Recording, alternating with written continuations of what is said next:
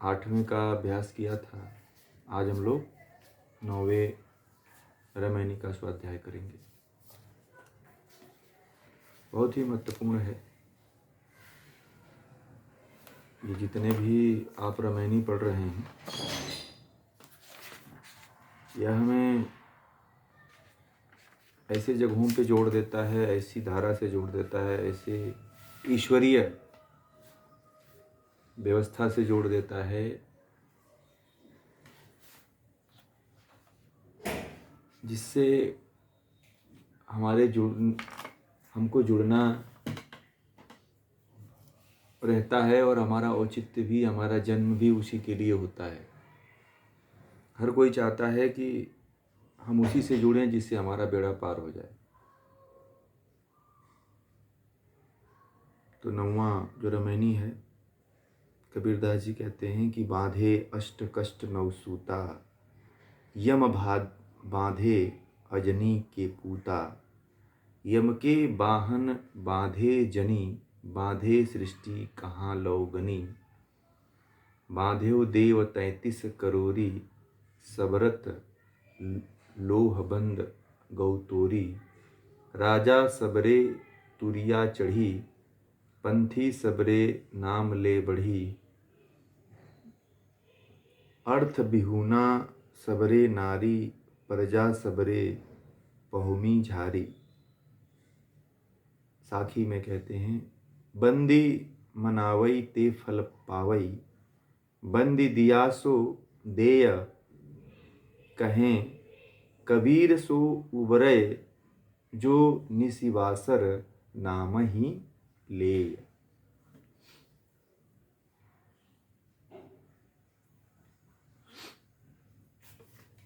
ये कबीरदास जी इस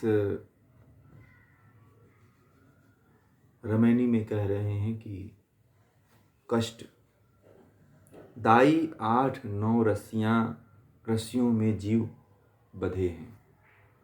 कितने रस्सियां हैं जो कष्टदायी हैं? 8 या 9 रस्सियां हैं जिसमें जीव बंधा हुआ है। वासना ने माया के गुलामों को बांध लिया है। जो वासना है वह जितने भी माया है और उसके जो गुलाम हैं उनको बांध लिया है।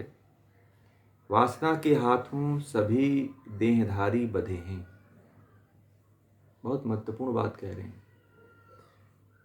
कहाँ तक गिनाऊं, सारी सृष्टि ही बंधी है। संसारियों को जिनके स्मरण से कठिन बंधन के छूट जाने का भरोसा है, वे 33 करोड़ देवता स्वयं बंधे हैं। ब्रह्मज्ञानी जन तुरीय अवस्था में आरूढ़ होकर अहम ब्रह्मास्मि का स्मरण करते हैं और नाना संप्रदाय के लोग अपने अपने मान्य नाम का स्मरण करते हुए अपने अपने साधन पथ में बढ़ रहे हैं।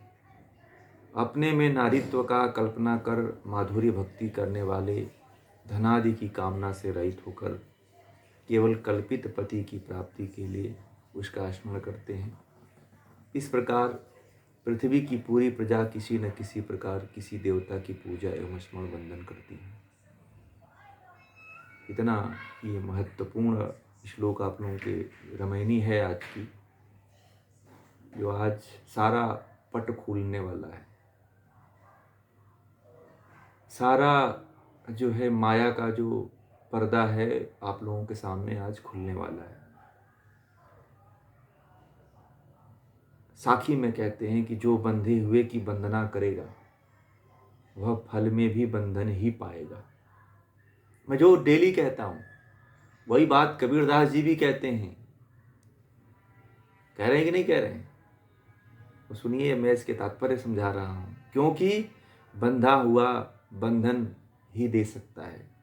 गुरु कहते हैं कि उपासकों की यही धारणा है कि जो रात दिन नाम जपेगा वही संसार सागर से पार होगा। ईयरफोन।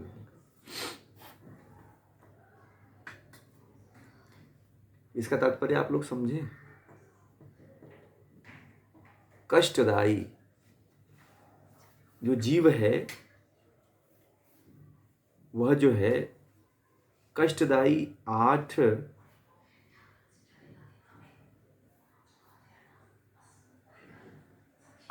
अष्ट कष्ट नौ सूता, मतलब आठ नौ रस्सियों में जीव बंधे हैं। ठीक है, मतलब 8 सिद्धियां और 9 निधियां के सूत्र में बंधा हुआ है। ये जो 8 9 रस्सियों जिनकी बात कही गई है, 9 रस्सियां, तो 8 सिद्धियां हैं और 9 निधियां हैं। इनसे जो प्राप्त देव इनसे जो सिद्ध देवता हैं, मनुष्य उन्हीं की पूजा कर रहा है। करते हैं कि नहीं करते हैं आप लोग? जो देवता अष्ट सिद्धियों और 9 निधियों को प्राप्त कर चुके हैं, उन्हीं की सुबह से लेकर के शाम तक आरती भी करते हैं, उन्हीं का नाम भी लेते हैं, उन्हीं को जपते हैं। परंतु कबीरदास जी एक बात कह गए कि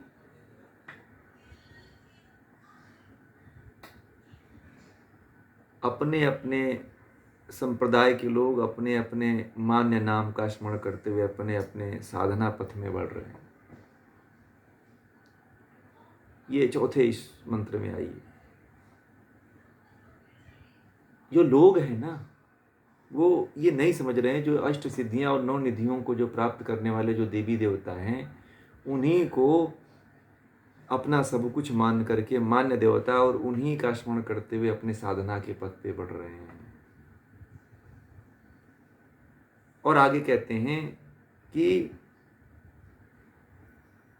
वासना ने माया के गुलामों को बांध लिया है।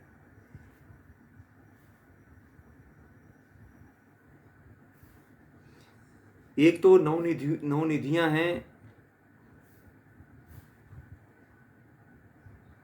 ये जो आजकल के जो देवता हैं, सभी जिनको हम देवता कहते हैं, उनको देवता इसलिए कह देते हैं कि उन्होंने अष्ट सिद्धियां और 9 निधियों को प्राप्त कर लिया है। परंतु महर्षि पतंजलि ने तो इन अष्ट सिद्धियां और 9 निधियों को प्राप्त करने वालों को कोई वैल्यू ही नहीं दिया। पता है, उन्होंने कहा कि केवल आप सिद्ध हो। हठयोग ने भी इसको माना कि आप केवल सिद्ध हो, आप ब्रह्म थोड़ी बन गए, देवता थोड़ी बन गए, योगी बने हो, आप केवल सिद्ध बने हो।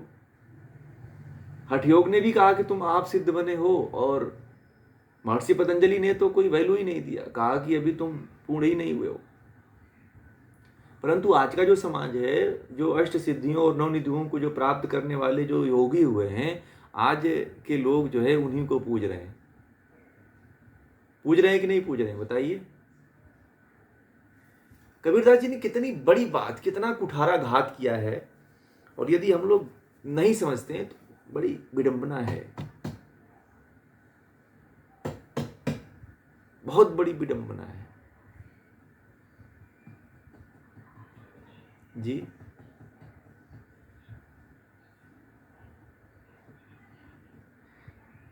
वो वहां पे उसको मत लीजिए, नवधा भक्ति, हाँ नवधा भक्ति भी इसमें है, ठीक है ना। नौ की जगह पे नवधा भक्ति भी है, ठीक। नवधा भक्ति भी एक काल्पनिक ही है, समझ रहे हैं। नवधा भक्ति जो है वह उपासना के स्तर में आता है, ठीक है। नवधा भक्ति जो है उपासना के लिए आती, ईयरफोन देते नहीं, उपासना के लिए आती है, परंतु वो भी परिपूर्णता थोड़ी देती है, वो भी परिपूर्णता नहीं देती है। काम नहीं कर रहा है, तो वो भी परिपूर्णता नहीं देती है। इसलिए जो है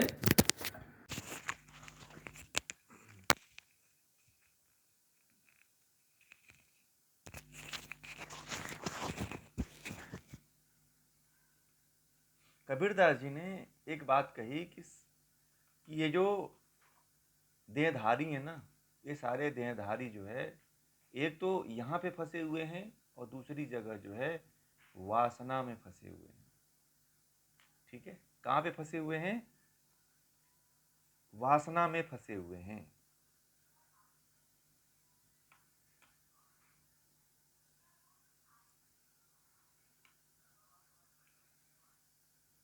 और यहाँ पे उन्होंने कहा कि यम के वाहन यम बाधे अजनी के पूता। ठीक है, अजनी मतलब यहाँ पे थोड़ा सा कबीरदास जी ने इसके बारे में पूरा मतलब यम बाधे अजनी के पूता, मतलब यमराज ने वासना के हाथों सभी देवधारी यहाँ पे बंधे हुए हैं, ऐसा उन्होंने कहा है। परंतु इसका जो तात्पर्य है कि यमराज ने इन माया के पुत्रों को जो 8-9 के चक्कर में रहते हैं बांध रखा है, इसका तात्पर्य ये होगा। नोट कर लीजिएगा इसको, यहाँ पे कबीरदास जी ने नहीं, उस आप लोगों की पुस्तक में लिखा हुआ है तात्पर्य उसका तात्पर्य यह है कि यम बाधे अजनी के पूता।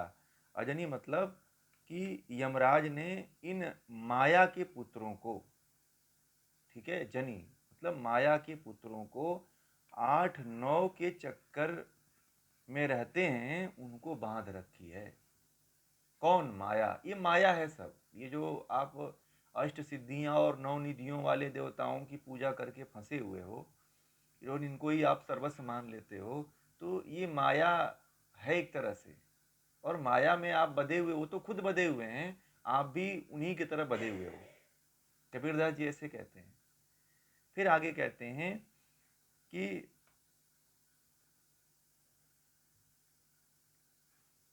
अजनी का तात्पर्य होता है, यहाँ पे कई लोगों ने बताया है, अजनी का तात्पर्य होता है जो कभी पैदा नहीं हुई है, अर्थात अनादि है, वह माया है।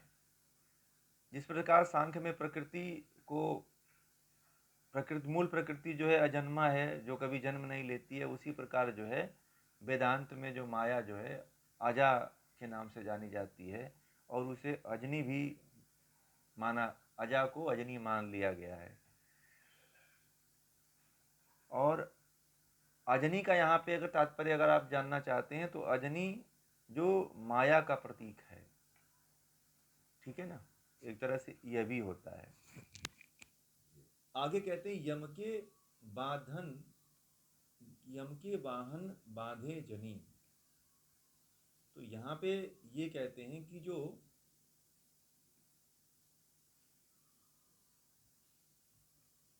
कहते हैं कि यम के वाहन अर्थात क्या क्या? काम। नोट कर लीजिए, यहाँ पे नहीं है, आपको नोट करना पड़ेगा, साइलेंट है वो। यम के वाहन क्या क्या हैं? काम, क्रोध, लोभ, मोह आदि द्वारा सभी लोग बधे हुए हैं। यम के वाहन क्या क्या हैं? काम, क्रोध, लोभ, मोह, ईर्ष्या, द्वेष। तो जितने भी हैं वो सभी जो है इसके द्वारा बधे हुए हैं, उससे सारी सृष्टि बधी हुई है। बाधे सृष्टि कहाँ लो गनी, मतलब कि ये सारी सृष्टि बधी हुई है, उसे कहाँ तक गिनाया जाए। ठीक है, उसे कहाँ तक गिनाया जाए। और कहते हैं कि बांधेव देव 33 करोड़ी। जिन 33 करोड़ देवताओं के स्मरण से यह समझा जाता है कि यह सर्वत लोह बंद गौ तोरी, मतलब कि लौह रूपी माया का बंधन टूट जाएगा, वे भी माया अथवा यमराज से ही बधे हुए हैं। जो लोग ये समझते हैं कि इन 33 करोड़ देवताओं की पूजा करने से जो है ये बंधन टूट जाएगा, उनको ये नहीं पता है कि वो जो 33 करोड़ देवता हैं वो भी बंधन में फंसे हुए हैं। ठीक है, जिन देवताओं को आप कहते हो कि 33 करोड़ देवता हैं, वह भी देवता फंसे हुए हैं। वो क्या आपको निकालेंगे बताओ? आप जिनकी पूजा करते हो, जो खुद बंधन में माया में ग्रसित है, वह क्या आपको मुक्त करेगा? बताइए, करेगा आप लोगों को मुक्त? नहीं करेगा ना। वही बहुत ऊंची बात कबीरदास जी कह रहे हैं, इसको आप लोग ध्यान दीजिएगा, बहुत ऊंची बात है कबीर। अब यहाँ पे जो ये बात कबीरदास जी अपने जमाने में उनको मालूम था कि 33 करोड़ ही लोग कहते हैं, यहाँ पे अब आप लोगों को बताया गया है ना कि 33 कोटि होते हैं। तो कबीरदास जी ने भी सुन रखा था, कबीरदास जी ने प्रामाणिक रूप से पढ़ा नहीं था। कबीरदास जी ने तो संतों के बीच में बैठते थे और जो संत उनसे कहते थे वो जानते थे। कबीरदास जी भी बहुत सी ऐसी चीजें हैं जिनके बारे में जो लोग कहते थे, जो लोगों की मान्यता थी, वही बात अपने मुख से निकालते थे। नहीं तो कबीरदास जी तो इनको भी नहीं मानते हैं। वो आप तो 33 देवताओं को मानते हो, तो कबीरदास जी कहते हैं कि ये भी बंधन में फंसे हुए हैं, तो क्या आपको बंधन से मुक्त करेंगे? ये तो उन पे भी आक्षेप कर रहे हैं कबीरदास जी। अब कहते हैं कि राजा सबरे तुरिया चढ़ी, पंथी सबरे नाम ले बढ़ी। कहते हैं कि राजयोगी, जो राजयोगी होते हैं, वो तुरिया अवस्था में आरूढ़ होकर सुमिरन करते हैं। जो राजयोगी होते हैं, जो हठयोगी होते हैं, वह तुरियावस्था में पहुंच करके आरूढ़ होकर के सुमिरन करते हैं, ध्यान करते हैं। विभिन्न पंथों के लोग अपने पंथों द्वारा उपादिष्ट नामों का सुमिरन करके आगे बढ़ने की चेष्टा या आशा करते हैं। द्रव्य धन आदि रहित दरिद्र लोग माया, लक्ष्मी या शक्ति का सुमिरन करते हैं। साधारण जन सारी पृथ्वी की उपासना करते हैं। ठीक है। बहुनी सवेरे नारी, सभी मतलब सारे सारे पंथी सवेरे नाम ले बढ़ी, अर्थ बिहुना सबेर सबरे नारी, प्रजा सबरे बहुमी झारी। तो यही बात उन्होंने कह दिया। अपने में नारीत्व की कल्पना का माधुर्य युक्त करने वाले धनादि की कामना कर से रहित होकर केवल कल्पित पति की प्राप्ति के लिए, बहुत अच्छी बात यहाँ पे कह दिया कबीरदास जी ने, कि अपने में नारीत्व की कल्पना कर। स्त्री के लिए उन्होंने कहा कि स्त्री जात है वह जो है केवल अपने में नारीत्व की कल्पना कर माधुर्य भक्ति करने वाले धनादि की कामना से रहित होकर केवल अपने पति की प्राप्ति के लिए उसका स्मरण करती है। इस प्रकार पृथ्वी की पूरी प्रजा किसी न किसी प्रकार किसी देवता की पूजा एवं स्मरण बंधन करती है। जो नारी है ना, वो भी अपने पति को परमेश्वर मानती है। वो ये समझती है कि मैं तो स्त्री हूं और वो पुरुष है। वो अपने आप को लिंग मान करके जो अपने आप को दर्शाती है, वह अभी माया में है। मैं जो आप लोगों को कहता हूं ना कि आप अलिंग हो जाओ, इसीलिए कहता हूं। तो स्त्री को भी ये बात कबीरदास जी कहते हैं कि नहीं मानना चाहिए, क्योंकि स्त्री भी अलिंग है। क्योंकि वह भी जो है उस माया और भ्रम को ही तो पूज रही है ना। कबीरदास जी ने किसी को छोड़ा क्या इसमें, बताओ? जो भी लोग हैं वह सभी माया को ही अपना देवता मान करके, उपासक मान के पूज रहे हैं। क्या इनका कल्याण होगा क्या किसी जन्म में, बताओ आप लोग? या आप लोग पूछते हो तो आपका कल्याण होगा? बताइए,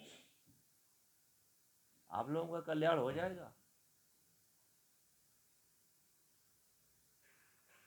नहीं होने वाला है।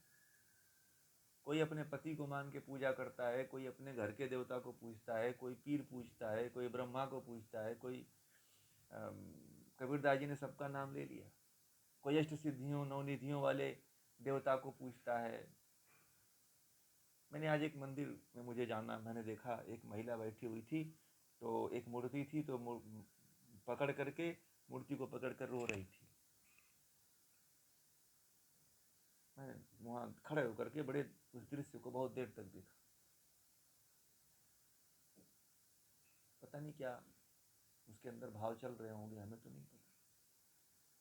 परंतु मुझे भी वही लगा कि जिससे मांग रही है वो क्या मुक्त करेगा उसको, क्या उसकी दूरी, उसको उसकी चेष्टा करेगा। परंतु वो कोई साधारण स्त्री नहीं लग रही थी, कोई भक्त स्त्री लग रही थी। मुझे नहीं लग रहा था कि कोई गृहस्थ महिला थी, वो कोई साधक महिला थी। उसने गेरुआ वस्त्र भी धारण कर रखा था और पूजा उपासना कर रही थी बैठ के। तो मुझे लगा कि ये शायद ये इस मार्ग पे निकल चुकी है, फिर भी उस माया में फंसी हुई है। तो मैंने कहा कि अब जो माया में फंसी हुई है मैं उसको समझाऊं कैसे? मुझे रहा नहीं गया, मैं एक कदम बढ़ाया कि जा करके उससे पूछूं। फिर मैंने सोचा कि कुछ लोग सोचेंगे कि ये जो है बाधा पहुंचा रहे हैं उसकी भक्ति में, पूजा में। या फिर उसको भी बुरा लग जाए कि आप कौन हो, कहाँ से आए हो, कैसे हो, किस तरह से। तो मैंने अपने बढ़ते हुए कदम को रोक लिया। मैंने कहा छोड़ो, जहाँ का किसको किसको हम सुधारेंगे। फिर मैं वहाँ से अपने कदम को वापस कर लिया और मुझे जहाँ जाना था मैं वापस चला गया।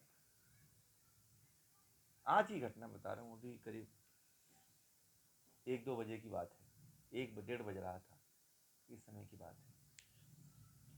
तो आगे कहते हैं कबीरदास जी कि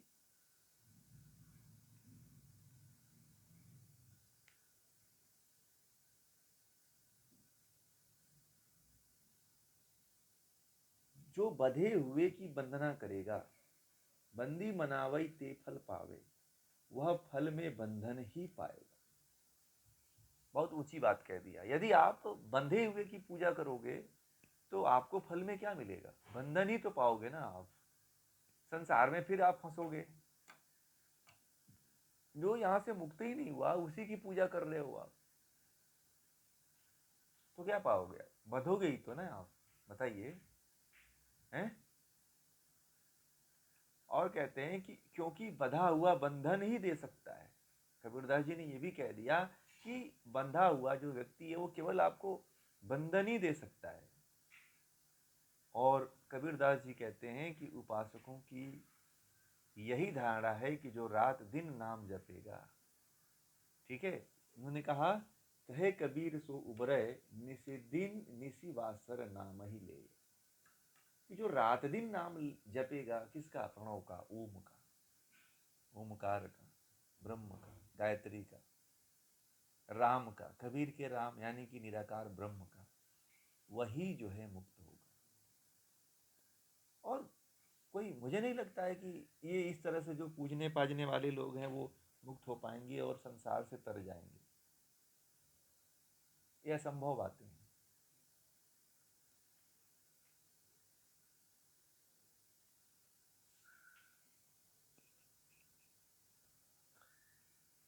मैं ये बातें ना बहुत दिनों से लोगों को कहता हूँ। पता है, आप लोगों से जुड़ने से पहले जो है, आप लोग तो अभी जुड़े हैं, मैं ये बातें बहुत लोगों को पहले से कहता हूँ ना, तो ये जो मेरी बातें ना उनको अटपटी सी लगती थी। जो कबीर की बातें हैं, और कबीर को से पहले मेरे अंदर ही विचार आते थे। तो फिर मैंने जब कबीर को पढ़ा तो मैंने कहा कबीर से तो मेरे विचार पूरा मिलते हैं, मैं जो चाहता हूँ वही कबीर ने भी लिखा है। और ये बातें मैं बहुत दिनों से लोगों को कहता हूँ, परंतु लोग मानने के लिए तैयार नहीं होते। ठीक है, लोग कहते हैं कि आप नया ज्ञान बता रहे हो। मैंने कहा कि ये नया ज्ञान नहीं है, ये सनातन ज्ञान है। आप नए ज्ञान को पकड़ के लेके बैठे हुए। एक गांव में गया था, एक गांव के एक जगह मुझे बुलाया गया था एक समाज में। तो वहाँ गांव के लोग थे, और उस गांव के लोग जो है बड़े ही श्रद्धावान थे। करीब 150-200 लोग थे। तो वहाँ पे मुझे बोले कि आप थोड़ा कैसे हम लोगों को भक्ति करें, कैसे उपासना करें और कैसे हम मुक्त हो जाएं, इस विषय में हमें थोड़ा सा आप मार्गदर्शन करिए। तो मैंने अपनी बात कहा था कि आप लोग जिस रास्ते पे चल रहे हो शायद उस रास्ते से आप मुक्त नहीं हो पाओगे। सारे लोग आश्चर्यचकित हो गए, बोले ये क्या बोल दिए, हमने तो इनको कहा था कि हमें कुछ रास्ता बताओ, परंतु ये तो एकदम उल्टे ही बता दिए। तो मैंने अपनी बातें करीब 1-1.5 घंटे तक उन लोगों के सभी के बीच में रखा। तो उसमें से बहुत से लोगों ने सुना, बहुत शांतिपूर्वक 1-1.5 घंटे तक बने रहे। उसके बाद से उसमें से बहुत से लोगों ने प्रश्न किया कि ये जो आप बातें कर रहे हो ये सच है तो हमें बताया क्यों नहीं गया। मैंने कहा कि आप लोग मुख्य चीज से जुड़े ही नहीं हो।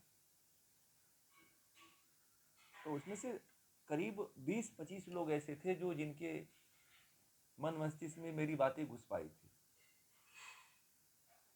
ठीक है, और बहुत से लोगों के मन में यही चला था कि अरे हमारे दादा भी मानते थे, हमारे परदादा, हमारे घर में सब इसी की पूजा करते थे, नया ज्ञान बता रहे हैं।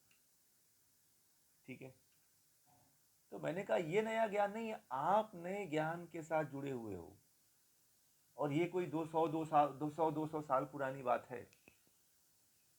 ठीक है, या राम के पहले, कृष्ण के पहले की बात है, 2500 साल पहले की, आप पहले से चला आ रहा ये प्रपंच है, ये बहुत ज़्यादा पुराना नहीं है।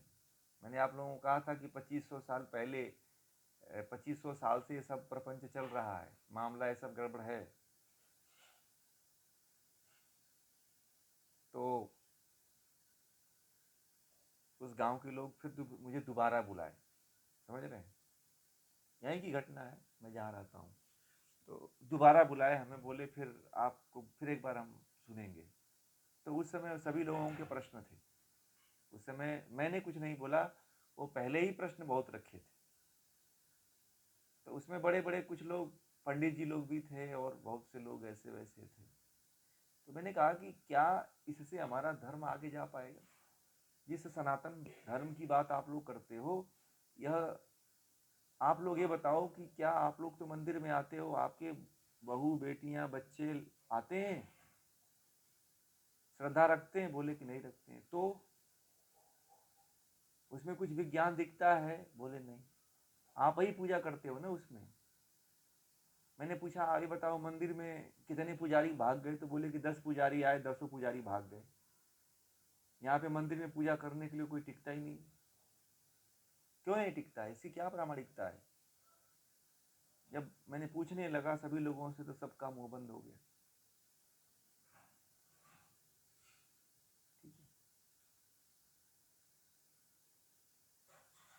और वो गांव गांव बड़े संपन्न गांव है, ऐसा वैसा गांव नहीं है, ठीक है। ये गांव की तरह गांव नहीं है। गुजरात के जो गांव है ना, वो गांव की तरह गांव नहीं है, हाईटेक गांव है। आप लोगों को बता दें, जो गुजरात के गांव है वो गांव नहीं है, वो हाईटेक गांव है। उस गांव में सारी सुविधाएं रहती हैं, और उस गांव के लोग गांव पूरी तरह से गांव की तरह नहीं रहते। गांव ही है, परंतु उनके जीने का तरीका बदल चुका है, रहने का तरीका सब कुछ बदल चुका है, एक सोच उनके अंदर अलग है। तो जब मैंने उनको ये बातें रखी ना, तो वो इस बात पे चर्चा बोले कि मैं इसे और जानना चाहता हूँ इस चीज़ को। तो मैंने कहा कि जानो, आपको कौन मना किया है इस चीज़ को जानो? बहुत अच्छी बात है अगर आप इसमें जानते हो तो, इसकी चेष्टा करते हो तो, ठीक है। तो उसमें से कुछ लोग जो है इस बात को माने और बोले कि हमें तो बड़ा मूर्ख बनाया गया। मैंने कहा कि आपको मूर्ख आप बनते चले आए हो, इसलिए आपको मूर्ख बना दिया गया ना, आप मूर्ख थोड़ी हो। आपको मूर्ख बना दिया गया क्योंकि आप मूर्ख बनते चले आए, आप मूर्ख नहीं हो, ठीक है। फिर उन्होंने जो है वो हम लोग हमें बोले कि आप हमें कुछ दिन समय दीजिए। मैंने कहा कि ठीक है, अभी तो मेरे कोर्स चलते रहते हैं, जब समय मिलेगा तो आप लोगों को इसके बारे में कभी और चर्चा करेंगे। बुलाते रहते हैं हमेशा, कब आ रहे हैं कब आ रहे हैं। तो चीज़ यही है कि एक बार लोगों को वास्तविक घूंटी पीनी चाहिए, और वास्तविक ज्ञान की, सत्य की। हम जहाँ भटके हुए हैं, जहाँ हम फंसे हुए हैं, उससे हमारा कल्याण नहीं होने वाला है। हवा में तीर चला रहे हैं, सारी तीर खाली जा रही है। और इतने दिन तक जो आप लोग इसमें अपने जीवन को लगाए हो, मुझे नहीं लगता है कि वह जीवन जो है वास्तविक जीवन आपका चला है और उसमें आपने कुछ लक्ष्य हासिल किया है। आप लोगों को थोड़ी मेरी मेरी बातें जो है थोड़ी बुरी लगेंगी। ये क्या कह दिए, तो हमारी पूरी साधना पे एकदम लाल कलम चला दिए। परंतु ये वास्तविकता है। क्या है ये वास्तविकता है, ठीक है। ये वास्तविकता है कि आपकी यात्रा जो है अभी शुरू ही नहीं हुई। अभी भी बहुत से लोग इसमें हैं जो अभी पूरी तरह से नहीं निकले हुए हैं। आप लोगों में से भी अभी मन में संशय चल रहा है, द्वंद्व चल रहा है कि क्या करें, हैं? बहुत लोग अभी नहीं छूट पा रहे हैं अभी। छूट पा रहे हैं आप लोग? बताइए, जिसको पकड़े हुए हैं उसको छोड़ पा रहे हैं आप लोग? मोह हो गया है, और जिसमें मोह भी हो जाता है ना, वो भी भक्त ईश्वर नहीं है। ठीक है, जिस वस्तु के प्रति आपका मोह हो गया, वह समझिए कि ईश्वर की उसमें वास्तविक ईश्वर की भक्ति नहीं है, साधना वो वास्तविक नहीं है। समझ में आ गई बातें? कबीरदास जी ने इतनी ऊंची बात रमैनी, 9वीं रमैनी में कही है कि स्वयं बधे देवता की उपासना से, जो खुद देवता बधे हुए हैं, उससे आपका बंधन नहीं कटने वाला है। जो खुद बधे हुए आपको क्या मुक्त करेंगे भाई? इसलिए तो कहता हूं कनेक्शन किससे जोड़िए, अपना जोड़िए, डायरेक्ट ब्रह्म से जोड़ लीजिए। बीच में मत फंसिए, कहीं भी मत फंसिए ना। आपको बीच में कनेक्शन लेने की जरूरत ही नहीं पड़ेगी। जहां से कनेक्शन काटने की जरूरत है मुझे बुला लीजिएगा, ठीक है? कनेक्शन यदि आप लोगों का कहीं जुड़े तो मुझे याद करिएगा, मैं उसको काट दूंगा। समझ रहे हैं? परंतु डायरेक्ट कनेक्शन जोड़ के रखिए, बीच में इधर उधर मत जोड़िए, ठीक है? किसी से मत जोड़िए। मैं बता रहा हूं तो मुझसे भी मत जोड़िए, ठीक है? मैं भी इसमें निमित्त हूं, मेरा भी कोई औचित्य नहीं है, मैंने, मेरा कोई अस्तित्व है, न मेरा कोई ज्ञान है। ये जो ज्ञान है, जो ये आप लोगों के सामने आ रहा है, वो सब ईश्वर की कृपा से ही आ रहा है और ईश्वर ही कर रहा है, ठीक है? भाव ये होना चाहिए।